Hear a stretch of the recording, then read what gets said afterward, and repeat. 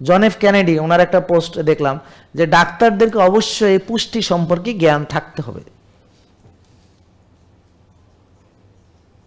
সে রোগের চিকিৎসা করবে, রোগটা কেন হয়েছে, ফুড ইজ রেসপন্সিবল। এখন ফুড কোন খাবারে কি এটি জানে না, হ্যাঁ ডাক্তার নিজেও রুগী, নিজে ইনসুলিন মারে, কয় যে হ্যাঁ আমি তো ইনসুলিন নেই, আপনি নিলে কি হবে। এখন এক রোগী আর এক রোগীর কাছে চিকিৎসার জন্য গেছে, আপনাদের বড় জ্ঞানের অভাব গো। আপনি নিজেও রুগী, আরো বড় রোগীর কাছে গেছেন চিকিৎসার জন্য। ওইদিন দেখেন ইন্ডিয়া থেকে এই কয়েকদিন আগের কথা, হার্ট অ্যাটাক করে মারা গেছেন হার্টের ডাক্তার হার্টের রুগী দেখতে দেখতে, দেখেননি?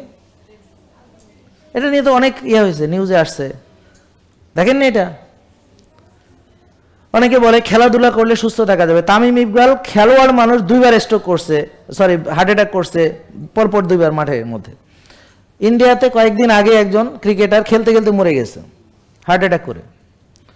তাহলে খাবার ঠিক না রেখে যতই লাফালাফি করেন, নাচানাচি করেন, খেলাধুলা করেন, দৌড়াদৌড়ি করেন, আপনি অবশ্যই রোগী থাকবেন, হবেন নিঃসন্দেহে। বোঝা গেল? এই জন্য তেপ খাবার খাওয়ার গুরুত্ব আমাদের মুসলমান বোঝে নাই। তারা কোরআন তেলাওয়াত করে, সামনে রমজান আসতেছে, 3-4 বার খতম দিয়ে নিজেও খতম হয়ে যাবে, এক অক্ষর লাইনের অর্থ না বুঝা খতম হয়ে গেছে, আর মানার ভিতরে তো নাই।